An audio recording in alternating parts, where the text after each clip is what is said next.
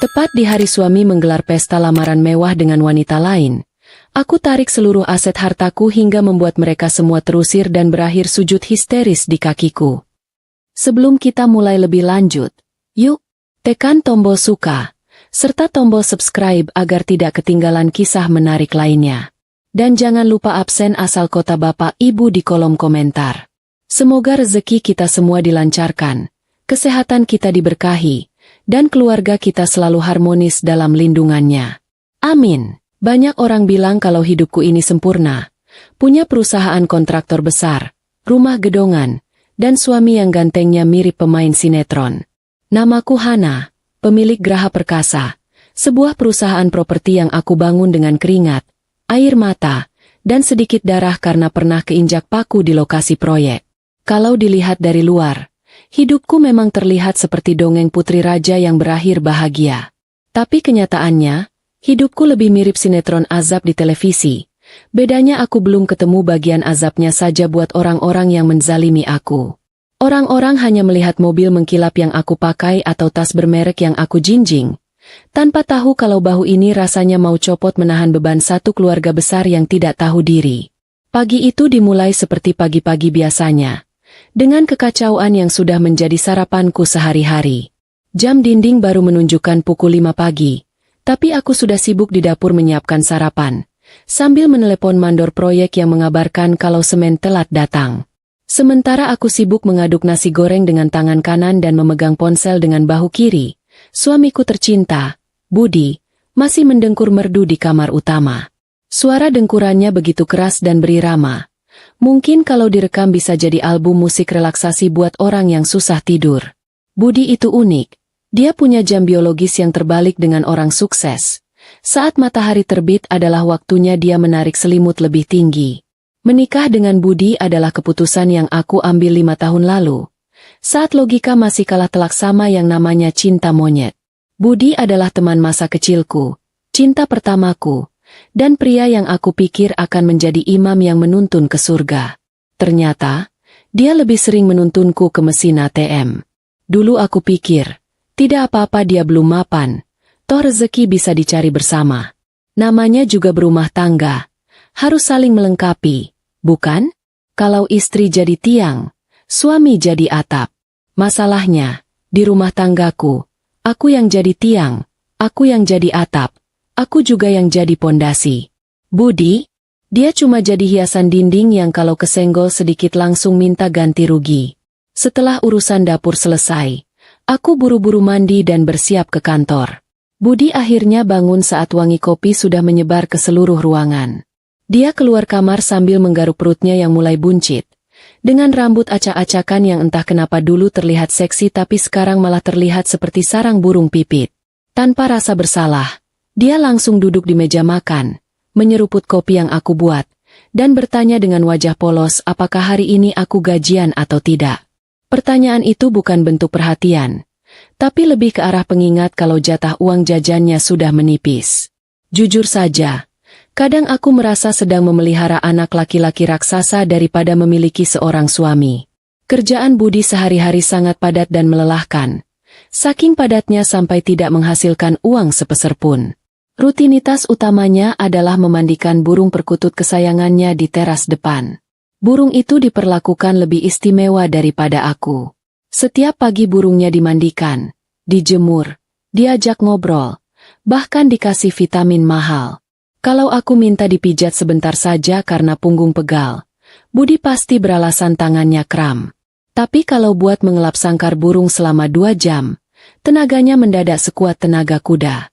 Siang harinya, saat aku sedang panas-panasan di lokasi proyek perumahan baru, memeriksa adukan semen dan memarahi tukang yang pasang keramik miring, ponselku bergetar. Sebuah pesan masuk dari Budi. Isinya singkat, padat, dan jelas bikin darah tinggi naik seketika. Dia minta ditransfer 5 juta rupiah. Alasannya, mobil yang aku belikan bulan lalu butuh ganti pel variasi biar terlihat lebih gagah saat dipakai kopdar alias kumpul-kumpul tidak jelas sama teman-temannya. Bayangkan, aku di sini berdebu, kepanasan, bedak sudah luntur kena keringat. Dia di rumah yang sejuk ber-AC malah minta uang buat gaya-gayaan. Lucunya, Mobil itu atas namaku. Bensinnya aku yang isi, pajaknya aku yang bayar. Tapi yang bergaya seolah-olah pengusaha sukses adalah dia. Aku menahan nafas panjang, mencoba menyalurkan emosi ke hal lain supaya tidak meledak di depan para tukang. Kalau aku marah-marah sekarang, wibawaku sebagai bos kontraktor bisa runtuh. Akhirnya, aku hanya membalas pesan itu dengan stiker jempol, tanpa mentransfer uangnya. Bukan karena pelit, tapi karena aku tahu uang itu tidak akan cukup hanya untuk pel.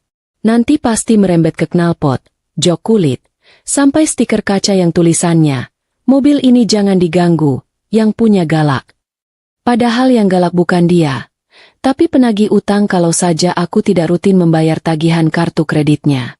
Sore harinya, drama belum berakhir. Ibu mertuaku, Bu Yati, tiba-tiba datang ke kantor tanpa janji temu. Bu Yati ini tipe mertua yang kalau bicara nadanya halus, tapi isinya tajam setajam silet cukur. Dia datang dengan senyum manis yang biasanya menjadi pertanda buruk bagi dompetku. Beliau duduk di sofa ruangan kerjaku, memandang sekeliling dengan tatapan menyelidik, seolah sedang menghitung berapa keuntungan perusahaanku bulan ini. Bu Yati memulai pembicaraan dengan basa-basi menanyakan kabar, lalu pelan-pelan masuk ke topik utama. Katanya, adik Budi yang bungsu mau masuk kuliah dan butuh laptop baru yang harganya belasan juta. Tentu saja, sebagai kakak ipar yang dianggap memiliki gudang uang, akulah yang diharapkan menjadi sponsor tunggal. Bu Yati bilang kalau Budi sudah menyanggupi, tapi menyuruh ibunya minta langsung ke aku karena kartu ATM Budi sedang bermasalah. Padahal kita semua tahu, masalah utamanya adalah saldonya yang memang kosong melompong. Budi itu pintar sekali. Dia yang berjanji bak pahlawan kesiangan, tapi tagihannya dilempar ke istrinya. Aku mencoba menjelaskan kalau pengeluaran bulan ini sedang banyak karena harga bahan bangunan naik. Tapi Bu Yati langsung mengeluarkan jurus andalannya, yaitu air mata buaya dan kalimat sakti mandraguna tentang anak durhaka dan menantu pelit. Dia bilang kalau aku terlalu perhitungan sama keluarga suami. Katanya, rezeki itu titipan, kalau dibagi tidak akan habis. Masalahnya, Bu, ini bukan dibagi, tapi dirampok pelan-pelan dengan senyuman. Akhirnya, demi menjaga ketenangan dan supaya dia cepat pulang, aku memberikan uang tunai yang ada di brankas kecilku. Bu Yati langsung sumringah. Air matanya kering seketika seperti disedot mesin penyedot debu, dan dia pamit pulang dengan wajah ceria. Malam itu aku pulang ke rumah dengan tubuh yang rasanya remuk redam. Aku berharap setidaknya ada segelas air putih atau sambutan hangat di rumah. Tapi harapan tinggal harapan. Saat membuka pintu, aku disambut oleh pemandangan yang membuat urat sabarku menipis setipis tisu toilet. Ruang tengah berantakan penuh kulit kacang dan gelas kopi bekas. Budi sedang asyik main game di ponselnya sambil tiduran di sofa mahal yang baru aku beli bulan lalu. Dia bahkan tidak menoleh saat aku masuk. Aku meletakkan tas kerja di meja dengan sedikit kasar, berharap memancing perhatiannya. Budi hanya melirik sekilas lalu bertanya kenapa aku pulangnya malam sekali. Padahal dia sudah lapar. Bayangkan, seharian dia di rumah, tidak bekerja, tidak beres-beres. Tapi urusan perut sendiri pun masih menunggu aku yang siapkan. Kadang aku berpikir, apa fungsi suami ini sebenarnya? Kalau cuma buat teman tidur, guling juga bisa dipeluk dan guling tidak pernah minta uang buat beli rokok atau pakan burung. Aku berjalan ke dapur, membuka kulkas, dan mendapati isinya kosong. Rupanya Budi atau mungkin keluarganya yang tadi siang mampir, sudah menghabiskan stok makanan mingguan yang baru aku beli kemarin lusa. Tidak ada sisa sedikit pun, bahkan telur pun habis. Emosiku mulai naik ke ubun-ubun. Aku menghampiri Budi dan bertanya dengan nada yang aku usahakan tetap rendah. Kenapa dia tidak belanja atau minimal pesan makanan kalau memang lapar? Jawabannya sungguh luar biasa santai. Katanya dia tidak pegang uang tunai dan malas keluar karena di luar panas. Padahal di garasi terparkir mobil yang dinginnya mengalahkan kutub utara. Di titik itulah aku mulai merenung di kamar mandi. Satu-satunya tempat di rumah ini di mana aku bisa sendirian tanpa diganggu. Aku menatap wajahku di cermin. Ada lingkaran hitam di bawah mata yang tidak bisa ditutupi bedak mahal sekalipun. Ini wajah seorang wanita yang bekerja keras membangun kerajaan bisnis. Tapi di rumahnya sendiri dia diperlakukan seperti pembantu yang kebetulan punya banyak uang. Aku mencuci muka, mencoba membasuh rasa lelah dan kecewa yang menumpuk di dada. Seringkali aku bertanya pada diri sendiri, sampai kapan aku kuat menjalani ini? Budi selalu bilang kalau dia sedang berusaha mencari kerja, atau sedang merintis bisnis jual beli burung, atau kadang bilang mau jadi maklar tanah. Tapi usahanya sebatas niat dan wacana. Kalau niat bisa dijual, mungkin Budi sudah jadi miliarder sekarang. Kenyataannya, dia nyaman dengan posisi ini. Dia nyaman menjadi raja di kerajaan yang aku bangun. Dan bodohnya, selama ini aku membiarkannya. Aku membiarkan dia dan keluarganya menggerogoti hasil kerjaku atas nama pengabdian seorang istri. Aku keluar dari kamar mandi dan melihat Budi sudah tertidur lagi di sofa dengan mulut terbuka. Ponselnya tergeletak di dada. Masih menyala menampilkan layar permainan yang kalah. Aku mengambil selimut dan menyelimutinya. Sebenci-bencinya aku, rasa sayang itu masih ada. Sisa-sisa dari masa lalu yang manis. Atau mungkin ini bukan rasa sayang, tapi rasa kasihan. Kasihan melihat laki-laki dewasa yang tidak punya harga diri dan ambisi.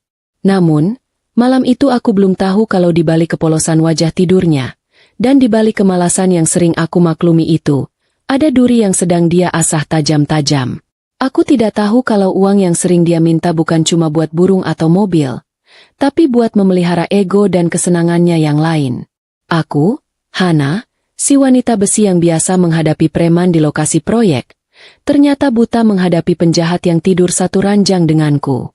Malam semakin larut, dan sunyi menyelimuti rumah mewah yang terasa dingin ini. Aku berbaring di sampingnya, memunggungi dia. Pikiranku melayang ketagihan-tagihan supplier besok, gaji karyawan, dan permintaan laptop adik ipar yang tadi sore. Rasanya kepala mau pecah. Andai saja aku tahu apa yang sedang direncanakan semesta buatku, mungkin malam itu aku tidak akan bisa tidur tenang. Badai itu belum datang, awannya pun belum terlihat, tapi anginnya sudah mulai terasa menusuk tulang. Babak baru dalam hidupku akan segera dimulai, dan sayangnya, ini bukan babak yang menyenangkan seperti dapat undian bank, melainkan babak kehancuran yang akan memaksaku menjadi monster yang tidak pernah mereka bayangkan sebelumnya. Tapi untuk malam ini, biarlah aku tidur sebentar, mengumpulkan tenaga untuk hari esok yang pasti akan sama melelahkannya. Karena menjadi penopang tunggal itu bukan pilihan, tapi kutukan yang aku jalani dengan senyuman palsu. Kabar kepergianku keluar kota untuk urusan bisnis sepertinya adalah hari raya dadakan bagi suamiku. Pagi itu, saat aku sibuk memasukkan baju ke dalam koper sambil menelepon supir truk pasir yang mogok di jalan, wajah Budi terlihat cerah sekali. Lebih cerah daripada lampu jalanan yang baru diganti. Dia bahkan dengan sukarela membawakan tasku sampai ke depan pintu. Sebuah kejadian langka yang patut dicatat dalam sejarah rumah tangga kami. Biasanya, Budi paling anti angkat-angkat barang berat. Alasannya takut pinggangnya encok, padahal dia angkat sangkar burung yang beratnya minta ampun kuat-kuat saja. Senyumnya pagi itu lebar sekali, diiringi kalimat manis. Hati-hati di jalannya sayang. Kerjanya yang rajin biar rezekinya lancar. Yang kalau diterjemahkan artinya, cepat pergi sana, biar aku bebas keluyuran pakai uangmu. Begitu mobilku hilang dari pandangan di ujung jalan, Budi tidak membuang waktu sedikit pun untuk melancarkan aksinya. Dia bukan tipe suami yang selingkuh di hotel mewah atau liburan ke pulau tersembunyi, karena otaknya tidak sampai ke sana dan dompetnya jelas tidak mampu. Budi memilih jalur yang lebih nekat dan sebenarnya jauh lebih menyakitkan buatku, yaitu membawa selingkuhannya ke rumah ibunya sendiri. Wanita itu bernama Wati, seorang janda muda dari kampung sebelah yang terkenal dengan reputasi, malas tapi selera tinggi. Wati ini tipe wanita yang kalau beli sayur di pasar nawarnya sadis, tapi kalau beli bedak pemutih wajah tidak pernah mikir harga, biar wajahnya putih mengkilap walaupun lehernya tetap sawo matang. Siang itu, rumah ibu mertuaku, Bu Yati, mendadak ramai seperti ada acara syukuran. Budi datang menggandeng Wati dengan bangga, seolah-olah dia baru saja memenangkan piala kejuaraan dunia. Yang bikin hati miris, sambutan dari keluargaku, maksudku keluarga Budi, sangat hangat, jauh lebih hangat daripada saat menyambutku yang datang membawa uang bulanan. Adik-adik iparku yang biasanya cemberut kalau tidak dikasih uang jajan. Hari itu senyum-senyum simpul melihat Wati membawakan martabak manis. Padahal martabak itu dibeli pakai uang kembalian belanja bahan bangunan yang dicuri Budi dari dompetku semalam. Di ruang tamu yang sofa dan karpetnya aku yang belikan. Mereka duduk melingkar merencanakan sesuatu yang busuk. Bu Yati memandang Wati dari ujung kaki sampai ujung kepala dengan tatapan setuju. Seakan sedang menilai barang dagangan di pasar loak. Menurut logika terbalik mertuaku, Wati adalah sosok wanita ideal karena dia tidak bekerja, bicaranya pelan, dan kelihatannya penurut. Beda jauh sama aku yang suaranya lantang karena terbiasa teriak di lokasi proyek, dan jalannya cepat karena dikejar tenggat waktu. Di mata Bu Yati, menantu yang baik itu yang bisa memijat kaki mertua seharian, bukan yang banting tulang membiayai hidup mereka. Obrolan di meja makan siang itu benar-benar bikin mual kalau saja aku mendengarnya langsung. Dengan menu sederhana sayur asem dan ikan asin, mereka membicarakan masa depan seolah-olah aku sudah mati atau hilang di telan bumi. Bu Yati dengan santainya menyendokkan nasi ke piring Wati sambil berkata, "Makan yang banyak Wati. Kamu harus sehat biar bisa urus Budi." Kasihan Budi itu kesepian. Punya istri tapi rasanya kayak punya bos. Sibuk terus jarang di rumah. Budi hanya mengangguk-angguk setuju dengan mulut penuh nasi. Merasa jadi korban paling menderita sedunia padahal hidupnya paling enak. Wati yang pintar mengambil hati langsung melancarkan jurus andalannya untuk mengambil simpati calon mertua ilegalnya itu. Dengan suara yang dibuat-buat manja dan mendayu-dayu, dia memijat bahu Bu Yati sambil berkata, "Iya Bu, Mas Budi itu butuh perhatian. Kalau sama saya, nanti Mas Budi saya urus dari bangun tidur sampai tidur lagi. Saya kan gak gila kerja kayak Mbak Hana. Buat apa uang banyak kalau suami gak keurus?" Kalimat itu disambut tawa renyah dari adik-adik iparku. Mereka lupa kalau uang banyak, yang mereka hina itulah yang membayar listrik rumah ini, membeli kuota internet mereka, sampai membelikan baju yang mereka pakai saat itu. Tanpa rasa bersalah sedikit pun, mereka mulai menyusun skenario gila untuk meresmikan hubungan terlarang ini. Budi dengan percaya diri bilang kalau dia berencana menikahi Wati bulan depan secara diam-diam dulu. Alasannya klise. Dia ingin menolong Wati yang hidupnya susah. Padahal menolong diri sendiri saja Budi tidak becus. Apalagi menolong janda anak satu yang hobinya main media sosial seharian. Bu Yati malah mengompori. "Bagus itu Bud. Niat baik harus disegerakan. Hana nggak bakal tahu. Dia kan sibuk. Kalaupun tahu, dia nggak bakal berani minta cerai. Dia itu cinta mati sama kamu. Bucin kalau kata anak muda sekarang." Kepercayaan diri mereka melambung tinggi setinggi langit karena selama ini aku memang selalu diam dan mengalah. Mereka pikir diamku adalah tanda kebodohan. Padahal diamku adalah caraku menjaga keutuhan rumah tangga yang sebenarnya sudah retak di mana-mana. Mereka menganggap aku sebagai mesin ATM berjalan yang tidak punya perasaan. Bagi mereka, tugasku hanya satu. Kerja, kerja, kerja, lalu transfer uang.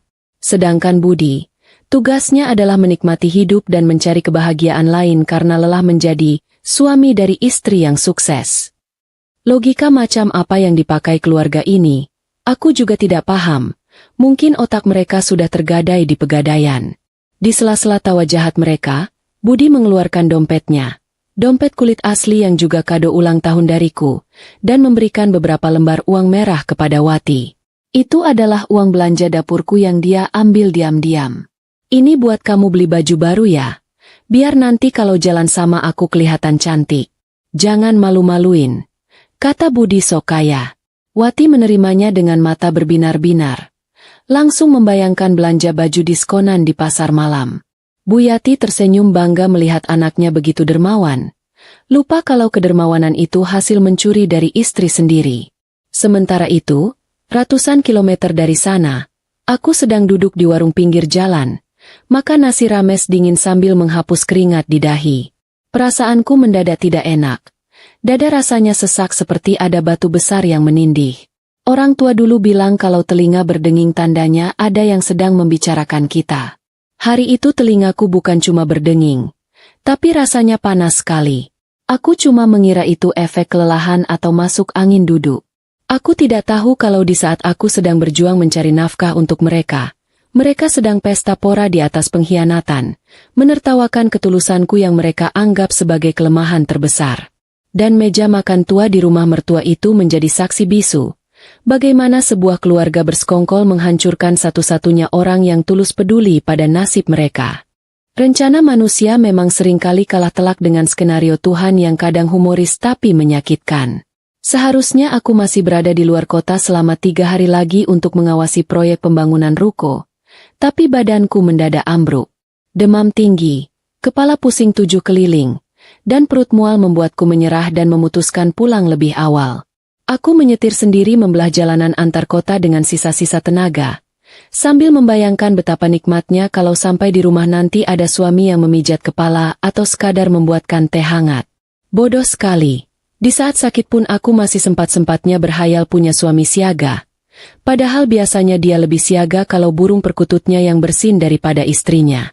Naluri seorang istri itu kadang lebih tajam dari silet cukur, bahkan saat sedang sakit sekalipun. Saat mobilku memasuki area kota, entah kenapa setir mobil ini rasanya berat sekali kalau diarahkan ke rumah kami, dan malah berbelok otomatis ke arah rumah ibu mertua. Mungkin karena aku melihat mobilku, yang sering diakui Budi sebagai miliknya, terparkir manis di depan pagar rumah Bu Yati. Padahal seingatku, Budi bilang mau istirahat di rumah karena badannya pegal-pegal. Ternyata pegal-pegalnya sembuh total kalau dipakai menyetir ke rumah ibunya. Dengan langkah gontai dan keringat dingin yang membasahi punggung, aku turun dari mobil. Niat hati ingin memberi kejutan atau sekadar numpang istirahat sebentar sebelum pulang. Langkah kakiku lemas. Tapi pendengaranku mendadak berfungsi 2 kali lipat lebih tajam saat mendekati pintu depan yang sedikit terbuka. Tidak ada suara salam atau ketukan pintu dariku, karena suara tawa terbahak-bahak dari dalam rumah sudah lebih dulu menyambutku. Itu suara tawa Budi, suara tawa yang lepas dan bahagia, jenis tawa yang tidak pernah dia keluarkan saat bersamaku. Aku berhenti sejenak di balik tembok ruang tamu, mengatur napas yang tersengal. Bau rokok kretek dan aroma gorengan menyengat hidungku, bercampur dengan suara obrolan yang isinya sanggup membuat demamku turun mendadak berganti menjadi darah yang mendidih. Jantungku rasanya berhenti berdetak, bukan karena penyakit, tapi karena kalimat lantang yang baru saja menembus dinding telinga. Tenang saja Bu, pokoknya bulan depan aku nikahi Wati. Urusan Hana itu gampang, dia tidak bakal berani minta cerai. Suara Budi terdengar begitu sombong. Seolah dia adalah penakluk dunia. Hana itu terlalu cinta sama aku, Bu. Lagi pula, dia itu sibuk cari uang. Mana sempat dia urus surat cerai. Kalaupun dia marah, paling cuma diam 2 hari terus baik lagi kalau aku rayu sedikit. Mendengar itu, rasanya aku ingin muntah. Ternyata selama ini kesabaranku dianggap kebodohan, dan cintaku dianggap kartu mati yang bisa dia mainkan sesuka hati. Sakit hatiku bertambah parah, bahkan lebih sakit dari tusukan paku berkarat, saat mendengar suara wanita tua yang selama ini aku hormati dan aku biayai hidupnya. Bu Yati, mertuaku, menimpali dengan nada yang tak kalah menyakitkan. Iya, Nak, Ibu setuju sekali. Biar saja Hana yang kerja banting tulang di luar. Wati yang urus kamu di rumah. Istri itu tugasnya melayani suami. Kalau Hana sibuk jadi bos, ya wajar kalau kamu cari pendamping lagi. Lagi pula, uang Hana kan uang suami juga. Jadi kamu berhak pakai buat senangkan Wati. Logika macam apa ini? Otakku berusaha mencerna bagaimana bisa seorang ibu mendukung anaknya menjadi benalu dan pengkhianat di waktu yang bersamaan. Tawa cekikikan perempuan asing itu melengkapi simfoni kehancuran siang itu. Wati, wanita yang bahkan belum resmi jadi apa-apa, sudah berani ikut bicara soal hartaku. Duh, Mas Budi, nanti kalau kita nikah, aku minta dibelikan gelang yang tebal ya, kayak yang dipakai Mbak Hana itu loh. Malu dong kalau istri Mas Budi tangannya kosong. Ucapnya dengan nada manja yang dibuat-buat. Budi langsung menyahut dengan semangat. Beres, sayang. Apa sih yang nggak buat kamu? Nanti aku ambilkan dari brankas Hana. Dia punya banyak. Hilang satu juga nggak bakal sadar. Rasanya ingin sekali aku dobrak pintu itu, menumpahkan meja makan ke wajah mereka, dan berteriak kalau akulah pemilik semua kemewahan yang mereka bicarakan. Tapi anehnya, kakiku terpaku di lantai. Kemarahanku bukan meledak, tapi membeku menjadi gumpalan es yang dingin dan keras di dada. Aku sadar, kalau aku melabrak mereka sekarang dengan kondisi fisik yang lemah dan emosi yang tidak stabil, aku hanya akan terlihat seperti orang gila yang histeris. Mereka akan punya alasan untuk menyebutku istri emosional dan semakin membenarkan perselingkuhan itu. Tidak, Hana tidak boleh kalah konyol seperti itu. Mundur adalah satu-satunya pilihan rasional saat itu, bukan karena kalah, tapi untuk menyusun strategi perang yang lebih mematikan. Dengan tangan gemetar menahan amarah, aku melangkah mundur pelan-pelan, menjauh dari pintu neraka itu. Aku kembali masuk ke dalam mobil, menutup pintu tanpa suara, dan duduk terpaku di balik kemudi. Aku menatap rumah mertuaku itu sekali lagi. Rumah yang catnya aku biayai, pagarnya aku yang pasang, kini menjadi markas besar para pengkhianat. Air mataku tidak menetes. Rasa sakit di kepala sudah hilang entah kemana, digantikan oleh fokus yang tajam. Di dalam mobil yang hening itu, aku bersumpah pada diriku sendiri. Hari ini adalah hari terakhir mereka tertawa di atas penderitaanku. Budi bilang aku tidak akan berani minta cerai? Budi bilang aku terlalu cinta? Dia salah besar. Dia lupa kalau aku adalah kontraktor.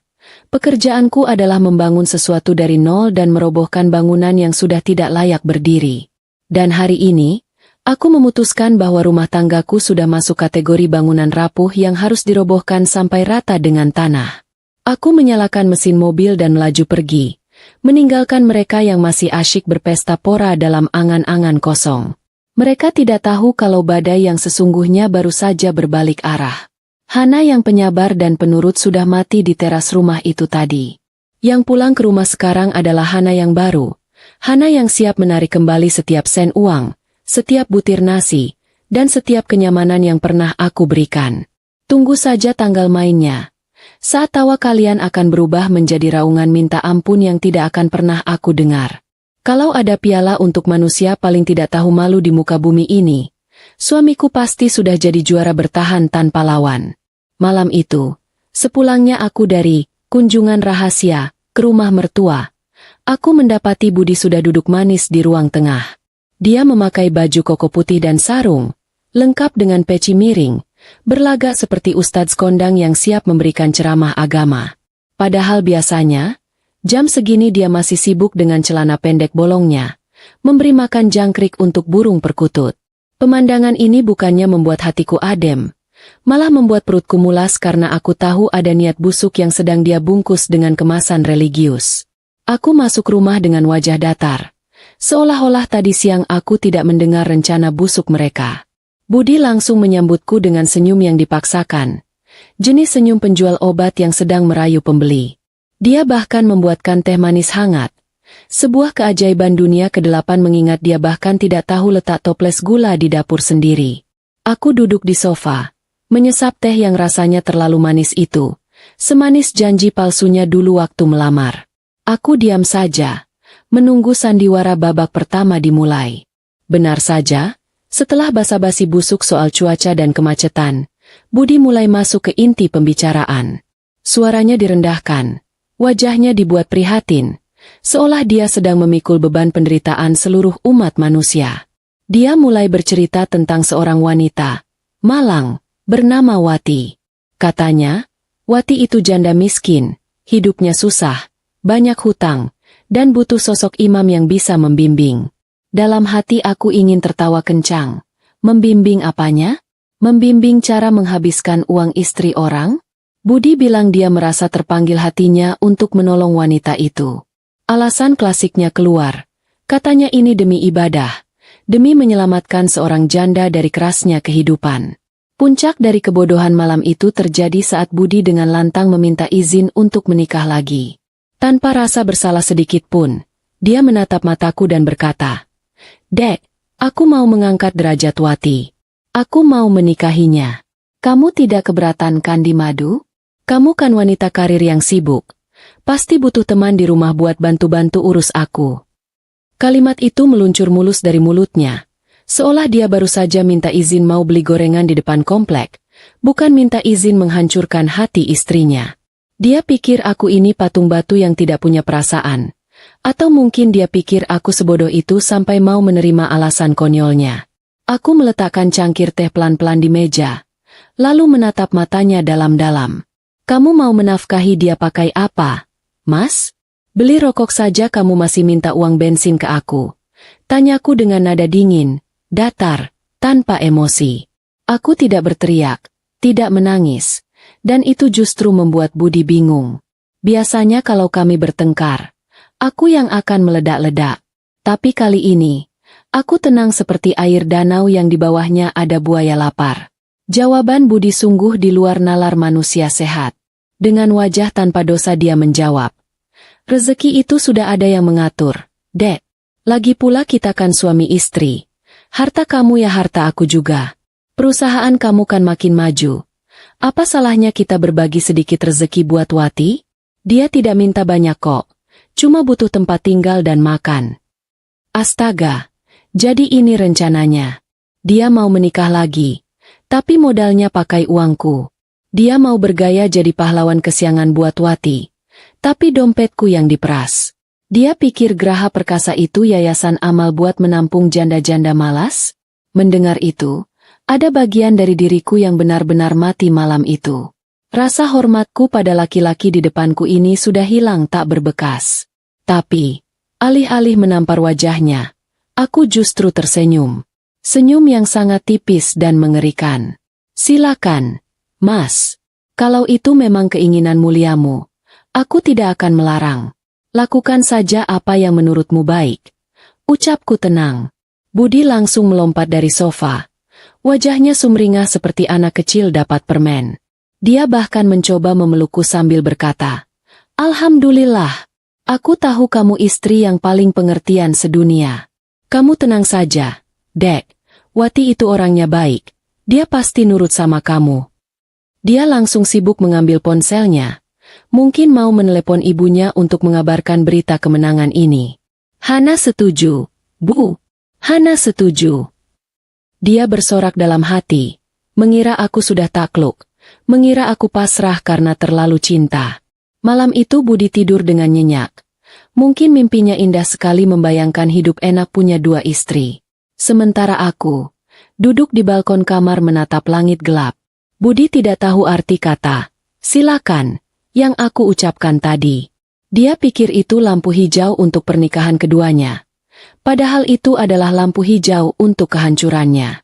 Aku tidak melarang dia menikah, karena aku butuh dia merasa di atas angin dulu. Semakin tinggi dia terbang dengan hayalannya, semakin sakit rasanya saat aku hempaskan nanti ke tanah. Silakan nikahi Wati. Mas, nikahi dia secepatnya. Karena begitu ijab kabul terucap, saat itulah neraka dunia kalian akan aku resmikan pembukaannya. Kalau ada yang bilang diam itu emas, bagiku hari itu diam adalah strategi perang paling mematikan yang pernah aku susun. Pagi itu, rumah kami terasa seperti 2 dunia yang berbeda. Di satu sisi, Budi sedang bersiul-siul riang di kamar mandi, suaranya fals tapi penuh percaya diri, mungkin sedang membayangkan dirinya jadi Sultan Arab yang punya 2 istri. Di sisi lain, aku sedang duduk di meja rias, bukan untuk berdandan, tapi untuk memastikan mataku tidak terlihat bengkak dan otakku tetap dingin sedingin kulkas 2 pintu. Aku berangkat kerja lebih pagi dari biasanya, meninggalkan Budi yang masih sibuk mematut diri di depan cermin. Mungkin sedang mengecek apakah uban di kepalanya sudah bertambah atau belum. Tujuan pertamaku hari itu bukan lokasi proyek yang penuh debu, melainkan kantor pengacaraku yang sejuk dan wangi kopi. Namanya Pak Aris. Orang kepercayaan mendiang ayahku yang sudah menganggapku seperti anak sendiri. Begitu aku masuk dan menceritakan niat Budi mau poligami dengan modal harta istri, Pak Aris bukannya kaget, malah tertawa kecil sambil menggeleng-gelengkan kepala. Katanya, Budi itu dari dulu memang polos, tapi polosnya kali ini nyerempet bahaya. Tanpa banyak drama, kami langsung membuka berkas-berkas lama yang tersimpan rapi di lemari besi. Di sanalah letak senjata rahasiaku yang selama ini Budi lupakan. 5 tahun lalu, tepat seminggu sebelum kami menikah, aku menyodorkan sebuah dokumen tebal bernama Perjanjian Pisah Harta. Waktu itu, Budi sedang asyik makan pisang goreng sambil nonton bola. Karena malas membaca dan merasa yakin kalau aku tidak akan macam-macam, Dia langsung tanda tangan begitu saja tanpa memeriksa isinya. Dia pikir itu cuma formalitas administrasi kelurahan. Padahal, tanda tangan itulah yang sekarang menjadi tali gantungan buat lehernya sendiri. Di atas kertas bermaterai itu tertulis jelas, apa yang atas namaku adalah milikku, dan apa yang atas nama Budi adalah miliknya. Masalahnya, hampir tidak ada satupun barang berharga di dunia ini yang atas nama Budi, kecuali burung perkutut dan sangkarnya. Operasi senyap pun dimulai. Rasanya seperti jadi agen rahasia di film-film laga. Bedanya senjataku bukan pistol, tapi tanda tangan dan token bank. Dalam waktu kurang dari 4 jam, aku dan tim keuangan kantor bergerak cepat. Satu persatu rekening tabungan yang selama ini aku berikan aksesnya ke Budi, aku kuras isinya sampai menyisakan saldo minimal. Cukup buat beli pulsa tapi tidak cukup buat beli harga diri. Uang-uang itu aku pindahkan ke rekening deposito baru yang kuncinya cuma aku yang pegang. Rasanya sungguh memuaskan melihat angka-angka di layar komputer berpindah tempat. Menyelamatkan hasil keringatku dari tangan-tangan jahil yang tidak berhak. Tidak berhenti di situ, aku juga menelepon pihak bank penerbit kartu kredit. Kartu kredit tambahan yang dipegang Budi, yang selama ini dia pakai buat gaya-gayaan traktir teman atau beli onderdil motor yang tidak penting.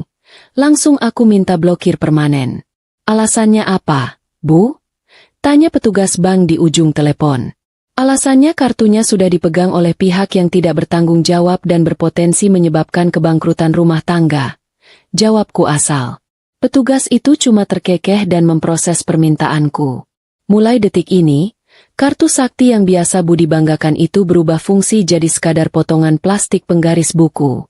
Sementara aku sibuk mengamankan aset, ponselku bergetar.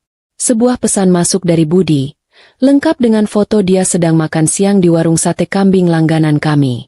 Dek, aku lagi syukuran kecil-kecilan sama teman-teman nih. Doakan lancar ya rencana kita. Nanti malam aku mau bawa Wati belanja seserahan. Transfer uang tambahannya. Membaca pesan itu, aku tidak marah, malah tertawa geli. Dia masih merasa di atas angin, masih merasa jadi raja. Dia tidak tahu kalau singgasananya sudah aku gergaji kakinya satu persatu. Aku tidak membalas pesan itu dengan marah-marah. Aku cuma membalas dengan stiker jempol besar, seolah-olah menyetujui. Biarkan saja. Biarkan dia makan sate sepuasnya hari ini, karena besok-besok mungkin dia cuma bisa makan tusuk satenya saja. Aku juga menyuruh sekretarisku untuk mengurus surat pemberitahuan pengosongan rumah dan penarikan kendaraan operasional. Tentu saja, surat itu tidak akan aku kirim hari ini. Itu adalah kado spesial yang akan aku berikan di waktu yang paling tepat, yaitu saat pesta lamaran mereka nanti. Sore itu, aku pulang dengan perasaan lega yang aneh. Beban berat di pundak rasanya hilang setengah. Aku melihat Budi sudah pulang, sedang senyum-senyum sendiri menatap layar ponsel, mungkin sedang merayu Wati atau calon mertua barunya. Mobil mewah yang biasa dia pakai terparkir di garasi, mengkilap dan gagah. Budi tidak sadar kalau BPKB mobil itu sudah ada di tasku, dan kunci cadangannya sudah aku serahkan ke tim keamanan kantor. Nikmatilah hari-hari terakhirmu sebagai orang kaya palsu, Mas. Karena sebentar lagi, dunia nyata akan menamparmu bolak-balik sampai kamu sadar kalau tanpa aku, kamu cuma butiran debu di karpet yang siap disedot vakum cleaner. Dan aku, Hana, sudah siap memegang tombol on mesin penyedot itu. Hari besar yang dinanti-nanti oleh suamiku akhirnya tiba. Hari di mana dia merasa kegantengannya meningkat 100% melebihi artis ibu kota. Sejak pagi buta, rumah kami, yang sebentar lagi akan menjadi bekas rumahnya, sudah disulap menjadi tempat pesta hajatan. Budi menyewa tenda dan kursi lipat. Entah dapat uang dari mana, mungkin hasil menggadaikan barang-barang elektronik kecil di rumah yang dia pikir tidak akan aku cari. Dia memakai setelan jas yang dulu aku belikan untuk acara resepsi sepupu, terlihat gagah tapi ironis, karena jas itu membungkus tubuh seorang pengkhianat yang sedang merayakan kebodohannya sendiri. Tamu kehormatan hari itu, siapa lagi kalau bukan Wati beserta rombongan sirkus keluarganya, datang dengan mobil sewaan bakso yang disulap jadi mobil pengantin. Keluarga Wati turun dengan wajah sumringah. Mata mereka jelalatan menatap kemewahan rumahku seolah sedang menaksir harga barang rampasan perang. Wati sendiri berdandan heboh sekali. Bedaknya tebal seperti donat gula halus, dan bajunya penuh payet berkilauan yang menyakitkan mata kalau kena sinar matahari. Dia berjalan masuk ruang tamu seakan-akan dia adalah nyonya besar baru yang siap menggeser posisiku. Padahal sendal jepitnya saja masih tertukar kiri kanan saking gugupnya melihat lantai marmer. Suasana di dalam rumah riuh rendah oleh tawa keluarga mereka yang membayangkan sebentar lagi akan jadi orang kaya baru mendadak. Bu Yati, mertuaku tercinta, duduk di kursi paling depan dengan dagu diangkat tinggi-tinggi. Dia sibuk pamer kebesaran barunya, menunjuk vas bunga impor dan lukisan mahal di dinding sambil berbisik. Ini semua nanti jadi milik Budi kalau Hana sudah tidak ada, atau kalau Hana sudah pasrah. Mereka makan kue-kue pasar yang disajikan dengan lahap. Remah-remahnya berjatuhan di karpet bulu kesayanganku. Aku tidak ada di sana, tapi CCTV yang terhubung ke ponselku merekam semuanya dengan jernih. Menjadi tontonan hiburan paling tragis di kantor pengacaraku. Puncak acara dimulai saat Budi berdiri memegang pelantang suara, siap menyampaikan kata-kata lamaran yang sudah dia hafal semalaman. Namun, belum sempat kalimat, "Saya melamar anak Bapak," keluar dari mulutnya. Pintu gerbang depan terbuka lebar dengan kasar. Bukan, itu bukan rombongan catering yang datang membawa nasi kotak. 5 orang laki-laki berbadan tegap, berseragam safari hitam, masuk dengan langkah tegap membelah kerumunan tamu. Aura mereka bukan aura pesta, tapi aura penagih utang yang siap menyita nyawa. Musik dangdut dari pengeras suara seketika mati, digantikan oleh keheningan yang mencekam. Kepala keamanan kantorku, Pak Tejo, yang badannya sebesar lemari 2 pintu, berdiri tepat di hadapan Budi yang memegang pelantang suara dengan tangan gemetar. Tanpa basa-basi, Pak Tejo berkata dengan suara berat yang menggema di seluruh ruangan. "Mohon maaf, Bapak Budi. Acara sirkusnya harus bubar sekarang juga. Kami mendapat perintah langsung dari pemilik sah aset ini, Ibu Hana, untuk melakukan pengosongan rumah dan penarikan aset perusahaan detik ini juga." Tamu-tamu undangan melongo. Mulut mereka terbuka lebar sampai lalat bisa masuk dan bertelur di sana. Budi, dengan sisa-sisa keberanian palsunya, mencoba melawan. "Apa-apaan ini? Ini rumah istri saya. Saya suaminya. Kalian tidak berhak mengusir saya di hari bahagia ini," teriaknya dengan suara yang pecah. Pak Tejo hanya tersenyum tipis, lalu mengeluarkan sebuah map merah dari balik bajunya. "Koreksi sedikit, Pak. Ini adalah rumah inventaris PT Graha Perkasa. Berdasarkan surat perjanjian pranikah dan audit perusahaan, Bapak tidak punya hak sepeser pun di sini. Bapak cuma penumpang gelap yang sudah habis masa tiketnya. Jadi silakan angkat kaki, atau kami yang angkat Bapak keluar seperti karung beras." Kepanikan massal pun terjadi, lebih heboh daripada pasar kebakaran. Keluarga Wati yang tadi merasa di atas angin, sekarang saling pandang dengan wajah pucat pasi. Wati yang tadi merasa jadi ratu, kini terlihat seperti tikus kecebur got. "Mas Budi, ini maksudnya apa? Katanya kamu orang kaya? Katanya rumah ini punya kamu," jerit Wati sambil menarik-narik jas Budi. Budi cuma bisa gagap. Keringat dingin mengucur deras melunturkan bedak tipis yang dia pakai. Dia mencoba menelponku berkali-kali, tapi nomornya sudah masuk daftar blokir otomatis dengan nada sambung. "Nomor yang Anda tuju sedang sibuk menertawakan Anda." Tidak berhenti di situ, tim Pak Tejo mulai bergerak cepat dan efisien. Kunci mobil mewah yang terparkir di garasi langsung diambil paksa dari saku celana Budi. "Mobil ini aset kantor, Pak. Bukan buat gaya-gayaan jemput pacar," sindir salah satu petugas sambil menyalakan mesin mobil dan membawanya pergi. Bu Yati yang sedang memegang toples kue nastar sampai menjatuhkannya ke lantai. Dia menjerit histeris saat petugas mulai mengangkut televisi layar datar besar yang sedang menayangkan acara lamaran itu. "Jangan diambil. Itu tontonan saya. Hana durhaka. Hana jahat," teriaknya. Tapi tidak ada yang peduli. Dalam waktu kurang dari setengah jam, pesta lamaran yang seharusnya megah itu berubah menjadi adegan pengusiran massal. Tenda-tenda dibongkar paksa saat tamu masih duduk di bawahnya. Kursi-kursi dilipat kembali. Budi, Wati, dan seluruh keluarga besar mereka digiring keluar pagar rumah mewah itu seperti rombongan bebek yang tersesat. Mereka berdiri di pinggir jalan raya yang panas dan berdebu, memandang gerbang tinggi rumahku yang kini digembok rapat dari dalam. Budi masih memegang pelantang suara yang sudah mati, berdiri bengong dengan tatapan kosong, sementara Wati mulai menangis meraung-raung menyadari kalau dia baru saja dilamar oleh gelandangan.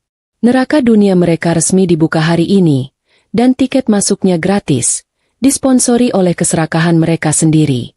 Berdiri di pinggir jalan raya dengan jas pengantin yang mulai bau keringat, Budi terlihat seperti badut yang ditinggal rombongan sirkusnya. Panas matahari siang itu rasanya membakar kulit, tapi tidak sebanding dengan rasa panas di wajah Budi yang baru saja ditendang dari surga dunia yang selama ini dia tumpangi. Tetangga-tetangga komplek yang biasanya cuma melirik sinis, sekarang keluar pagar sambil pura-pura menyapu halaman, padahal aslinya mau menonton drama gratis ini. Mereka berbisik-bisik sambil menunjuk Budi dan rombongan keluarga Wati yang terlantar di trotoar seperti pengungsian korban bencana alam. Bedanya, kalau korban bencana dapat simpati, kalau mereka dapat sumpah serapah. Budi masih berusaha menyangkal kenyataan. Ego laki-lakinya terlalu besar untuk mengakui kalau dia sekarang miskin mendadak. Dengan gaya sok tenang yang dipaksakan, dia mencoba menenangkan Wati yang wajahnya sudah menekuk seperti baju belum disetrika. Tenang, sayang. Ini pasti cuma salah paham. Biasalah, orang kantor Hana itu memang suka berlebihan. Paling sebentar lagi Hana telepon minta maaf dan suruh kita masuk lagi. Bual Budi. Padahal dalam hatinya, dia sedang menjerit ketakutan karena sejak tadi nomor Hana tidak bisa dihubungi, dan satpam rumah yang biasanya hormat padanya, kini memandangnya seperti melihat kucing garong yang mau mencuri ikan asin. Masalah bertambah runyam saat perut-perut lapar keluarga Wati mulai berdemo minta diisi. Mereka kan datang jauh-jauh berharap makan prasmanan enak. Malah diusir sebelum sempat mencicipi sate ayam. Mas Budi, ini keluarga saya lapar loh. Masa kita dijemur di sini? Belikan nasi kotak atau apa kek? Rengek Wati sambil mengipas-ngipas wajahnya yang riasannya mulai luntur terkena keringat dan air mata. Budi dengan sigap mengangguk. Beres. Tunggu sebentar. Aku ke minimarket depan. Aku traktir kalian semua minuman dingin dan roti paling mahal. Budi berjalan gagah menuju minimarket di seberang jalan, diikuti tatapan penuh harap dari calon mertuanya. Dia mengambil belasan botol minuman dingin, roti, dan camilan, lalu menaruhnya di meja kasir dengan percaya diri. Saat kasir menyebutkan total harganya, Budi mengeluarkan kartu debit andalannya dengan gaya flamboyan. Gesek saja, Mbak, katanya sombong. Tapi, mesin itu berbunyi tuit-tuit yang menyakitkan telinga. Maaf Pak, saldonya tidak cukup, kata kasir itu datar. Budi kaget. Coba lagi, mesinnya yang rusak itu. Kasir mencoba lagi, hasilnya sama. Budi mencoba kartu kedua, ketiga, sampai kartu keempat. Semuanya ditolak. Pak, ini kartunya sudah diblokir semua, statusnya lapor hilang. Kata kasir itu mulai curiga. Budi keluar dari toko dengan tangan kosong dan wajah pucat pasi, seperti mayat hidup yang lupa dikubur. Belum selesai penderitaan Budi menjelaskan kenapa dia tidak bawa makanan. Sebuah motor berhenti mendadak di depan mereka. Itu bukan tukang ojek, tapi asisten pribadiku yang paling galak. Namanya Mbak Rini. Dia turun dari motor tanpa helm, langsung menghampiri Bu Yati yang sedang duduk lemas di trotoar sambil mengelap keringat. Mata Mbak Rini langsung tertuju pada leher, pergelangan tangan, dan jari-jari Bu Yati yang berkilauan emas. Emas-emas itu adalah koleksiku yang sering Bu Yati pinjam dengan alasan, mau dipakai kondangan biar tidak malu-maluin, tapi tidak pernah dikembalikan bertahun-tahun. Permisi, Bu Yati. Maaf mengganggu waktu istirahatnya di pinggir jalan. Sapa Mbak Rini dengan senyum manis tapi matanya tajam. Saya diperintah Ibu Hana untuk mengambil kembali semua inventaris perhiasan yang Ibu pakai. Itu kan statusnya pinjaman. Dan karena Ibu sudah bukan mertua Ibu Hana lagi, jadi tolong dikembalikan sekarang. Tanda terimanya masih lengkap loh di kantor. Bu Yati langsung mendekap dadanya, melindungi kalung emas tebal itu seolah nyawanya ada di sana. Enak saja. Ini punya saya. Ini hadiah. Teriak Bu Yati histeris. Hadiah dari mana Bu? Nota pembeliannya atas nama Hana semua. Mau diserahkan baik-baik atau saya panggil polisi atas tuduhan penggelapan. Ancam Mbak Rini santai.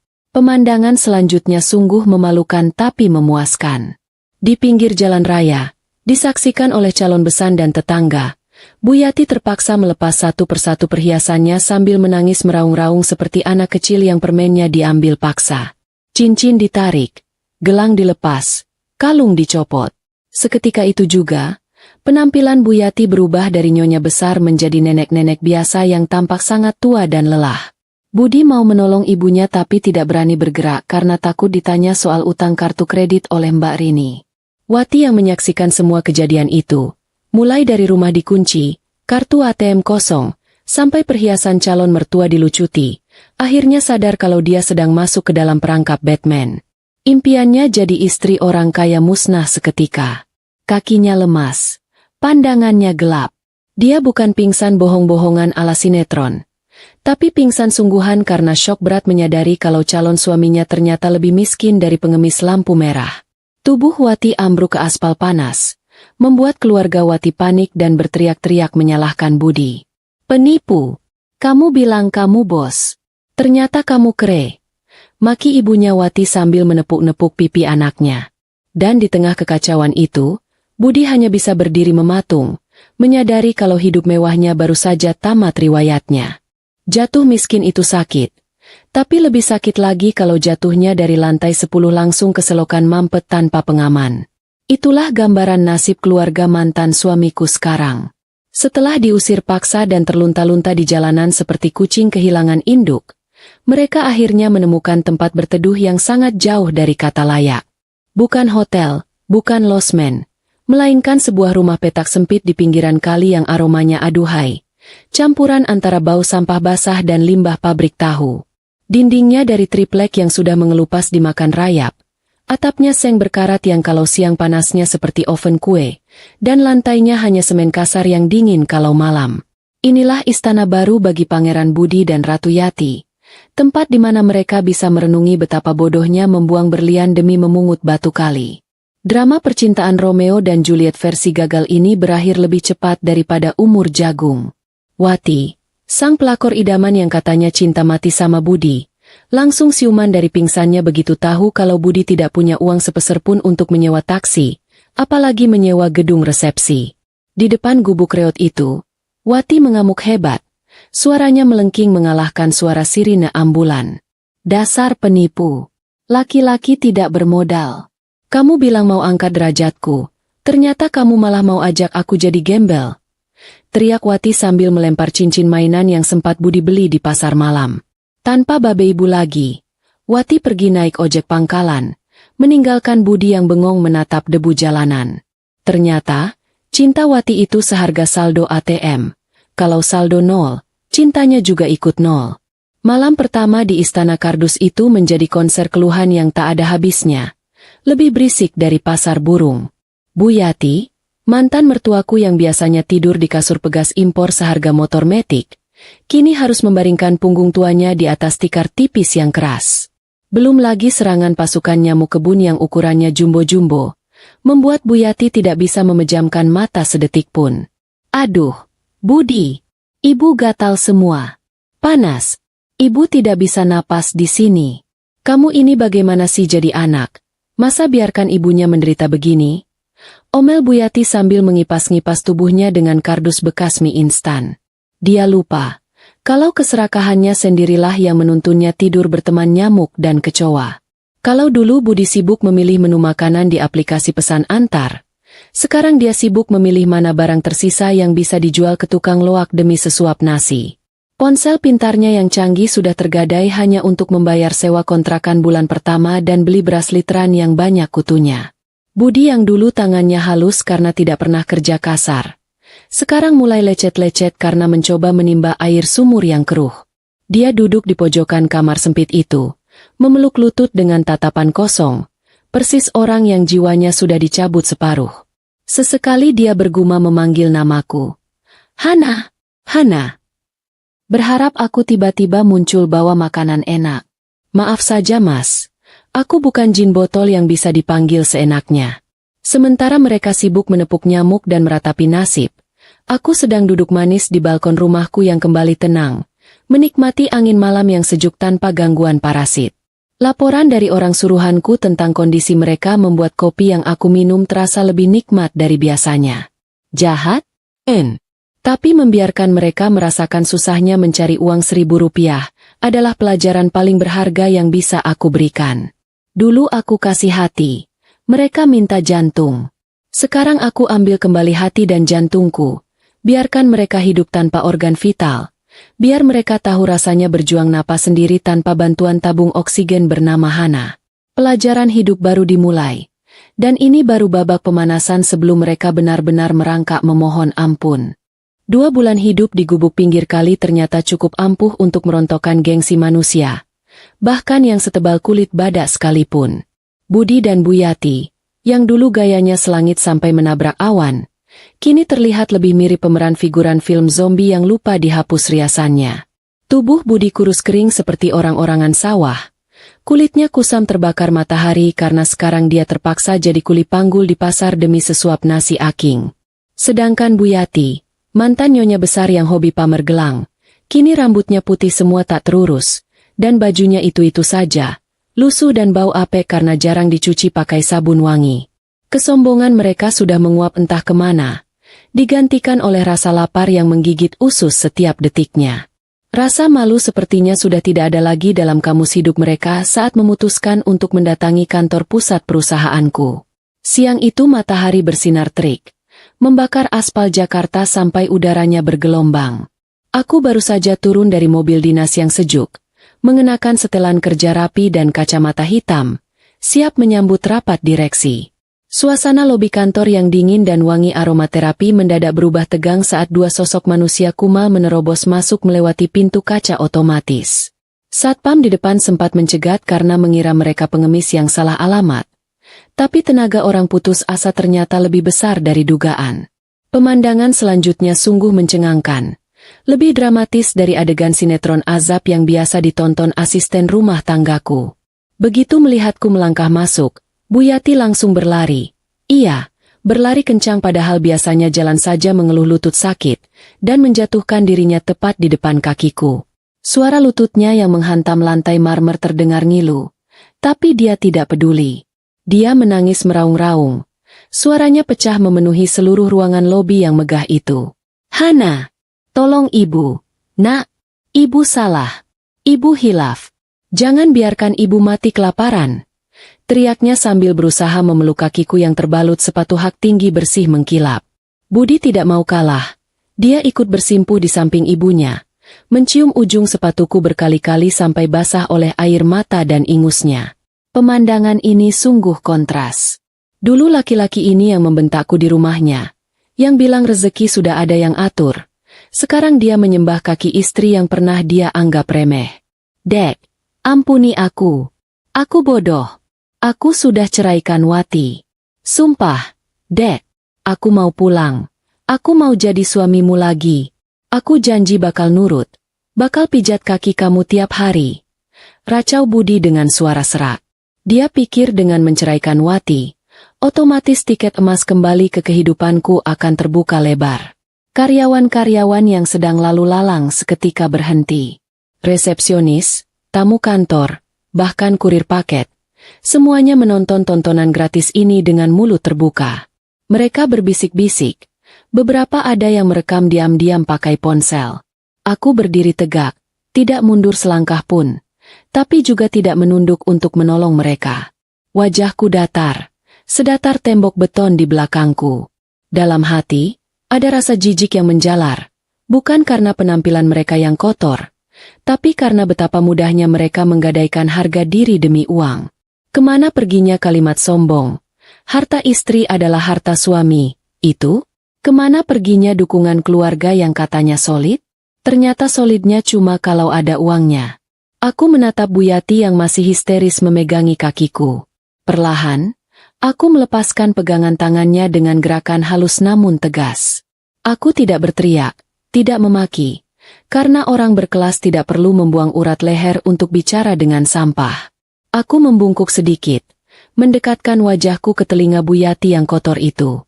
Bu, tolong berdiri. Lantai kantor saya terlalu mahal untuk menampung air mata palsu ibu, bisikku dingin. Bu Yati mendongak. Matanya terbelalak kaget. Dia pikir aku akan luluh melihat air matanya. Ternyata hatiku sudah beku. Budi mencoba meraih tanganku. Dek, demi masa lalu kita, tolong. Aku menarik tanganku cepat. Seolah baru saja disentuh ulat bulu. Masa lalu kita sudah kamu bakar saat kamu bawa perempuan lain ke meja makan ibumu. Mas. Sekarang, kalian bukan siapa-siapa di sini. Kalian hanya orang asing yang mengganggu kenyamanan kantor saya. Aku memberi isyarat mata kepada kepala keamanan. 3 orang petugas berbadan tegap langsung datang, menarik paksa Budi dan Bu Yati untuk berdiri.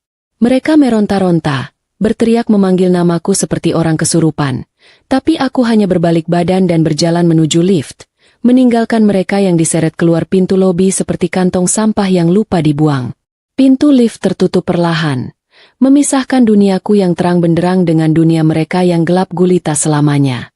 Bunyi denting pintu lift yang terbuka di lantai paling atas gedung kantor rasanya seperti suara lonceng kemenangan yang menandakan akhir dari sebuah perang panjang. Aku melangkah keluar dengan perasaan yang aneh. Campuran antara lega yang luar biasa dan sedikit rasa lelah di hati. Bukan lelah karena masih mencintai, tapi lelah karena baru saja membuang sampah yang sudah terlalu lama menumpuk di dalam hidupku. Suara raungan tangis Bu Yati dan teriakan memelas Budi yang tadi menggema di lobi, kini sudah tidak terdengar lagi, tergantikan oleh heningnya ruangan kerjaku yang sejuk dan wangi bunga sedap malam. Rasanya seperti baru saja keluar dari pasar ikan yang ribut dan masuk ke tempat spa yang menenangkan. Aku berjalan pelan menuju jendela kaca besar yang menghadap langsung ke jalan raya di bawah sana. Dari ketinggian ini, manusia terlihat kecil seperti semut, termasuk 2 manusia yang baru saja diseret keluar oleh petugas keamanan tadi. Aku melihat mereka dari kejauhan. Bu Yati masih duduk bersimpuh di trotoar panas, sementara Budi terlihat menunjuk-nunjuk ke arah gedung, mungkin sedang menyumpahi aku atau menyalahkan takdir. Pemandangan itu tidak lagi membuat hatiku sakit. Justru membuatku sadar betapa kerdilnya mereka selama ini. Mereka hanya besar karena aku yang membesarkan. Mereka hanya berkilau karena aku yang memoles. Begitu aku cabut semua fasilitas itu, mereka kembali ke wujud aslinya. Benalu yang layu tanpa inang. Ingatanku kembali berputar ke momen beberapa menit lalu di lobi. Saat aku membisikkan kalimat terakhir tepat di depan wajah Budi yang banjir air mata. Kalimat itu adalah paku terakhir untuk peti mati hubungan kami. Aku bilang padanya dengan suara pelan tapi menusuk. Mas, ingat waktu aku sakit tifus tapi kamu malah asyik main burung? Ingat waktu aku pulang malam cari uang tapi kamu malah selingkuh di meja makan ibumu? Nah, nikmatilah hasil panen dari apa yang kamu tanam. Jangan minta tolong sama aku. Karena, Hana, yang dulu bodoh dan penurut itu sudah kamu bunuh pelan-pelan. Wajah Budi waktu itu langsung pucat pasi, seperti melihat hantu, karena dia sadar kalau pintu maafku sudah digembok mati dan kuncinya sudah aku buang ke laut. Di meja kerjaku, sebuah map berwarna biru sudah menunggu untuk ditandatangani. Itu adalah surat gugatan cerai yang sudah disiapkan oleh pengacaraku. Tanpa ragu sedikit pun, aku mengambil pena dan membubuhkan tanda tangan di atas materai. Goresan tinta itu terasa sangat ringan. Seringan kapas yang terbang terbawa angin. Dengan tanda tangan ini, secara hukum dan agama, aku memutus segala benang merah yang menghubungkan nasibku dengan keluarga parasit itu. Tidak ada lagi kewajiban menafkahi suami malas. Tidak ada lagi kewajiban membiayai gaya hidup mertua dan ipar yang tidak tahu diri. Mulai detik ini, uangku adalah milikku, keringatku adalah untuk kebahagiaanku sendiri. Sementara itu, di bawah sana, drama kehidupan Budi baru saja memasuki episode paling menyedihkan. Kabar tentang pengusiran mereka dari kantor menyebar cepat ke telinga tetangga kontrakan kumuh mereka. Rasa malu itu pasti akan membakar kulit mereka lebih panas dari matahari siang ini. Aku bisa membayangkan Budi yang akan hidup dalam penyesalan seumur hidup, dihantui bayang-bayang kemewahan yang dulu dia sia-siakan. Dia akan menua di gubuk derita, ditemani ibunya yang sakit-sakitan dan cerewet, sambil terus berandai-andai, coba dulu aku tidak serakah. Sayangnya, hidup tidak punya tombol putar ulang. Penyesalan itu memang selalu datang di akhir. Kalau datang di awal namanya pendaftaran. Hari-hari berikutnya berlalu dengan sangat indah. Bisnisku semakin meroket. Proyek perumahan baru laku keras. Dan wajahku kembali bersinar karena tidak lagi memikirkan beban hidup orang lain. Aku mulai rutin merawat diri, pergi ke salon, dan menikmati hasil jerih payahku dengan wajar. Ternyata benar kata orang. Wanita itu akan menjadi ratu yang sesungguhnya kalau dia lepas dari raja yang salah. Aku tidak membenci pernikahan. Aku hanya bersyukur Tuhan membuka mataku sebelum aku habis dimakan rayap sampai ke tulang-tulang. Suatu sore, saat aku sedang menikmati kopi di kafe favorit, aku melihat seseorang yang mirip Budi sedang menjadi tukang parkir liar di seberang jalan. Bajunya lusuh, peluit di mulutnya, dan dia sibuk mengatur motor sambil dimarahi pengendara lewat. Aku menatapnya sebentar, lalu menyeruput kopiku. Tidak ada rasa ingin menyapa. Tidak ada rasa ingin memberi uang. Aku hanya tersenyum tipis, lalu memalingkan wajah kembali ke laptopku. Itu bukan urusanku lagi. Kisah ini berakhir bukan dengan Budi yang mati atau Bu Yati yang celaka. Itu terlalu klise. Kisah ini berakhir dengan hukuman yang jauh lebih kejam. Membiarkan mereka hidup panjang umur dalam kemiskinan dan penyesalan. Melihatku semakin sukses dan bahagia dari kejauhan tanpa bisa menyentuhku lagi. Itu adalah balas dendam paling elegan yang bisa dilakukan seorang wanita berkelas. Aku, Hana, telah menarik kembali semua aset, harga diri, dan kebahagiaanku. Dan untuk mereka yang pernah menyakitiku, silakan bersujud sampai dahi kalian lecet, karena bagi saya, kalian hanyalah masa lalu yang sudah saya hapus permanen dari memori.